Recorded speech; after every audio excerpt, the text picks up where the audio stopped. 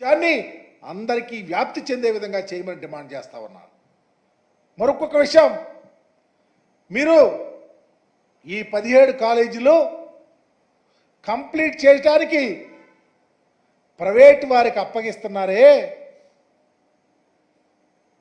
ఈ అమౌంట్స్ అన్ని ధారాదత్తం చేయడానికి మీరు తీసుకున్నటువంటి నిర్ణయం పూర్తిగా ప్రైవేటు పరం చేస్తే పేదవారికి అవకాశాలు ఉండవు.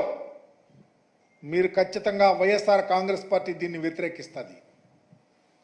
మీలాగా మోసాలు చేసి చేయడం లేదు. ఈ రాష్ట్రంలో వైద్య విద్య సక్రమంగా పేదవారికి అందే విధంగా చూడాల్సిన బాధ్యత మా మీద ఉంది. మీరు గుడ్డి నిర్ణయాలు తీసుకొని ఇష్టం వచ్చినట్టు ప్రైవేట్ వాళ్ళకి అప్పగిస్తే వైఎస్ఆర్ కాంగ్రెస్ పార్టీ కళ్ళు లేని కబోజీలు మాత్రం కాదు. ఉద్యమాలు చేయటానికి సిద్ధంగా ఉంటాం.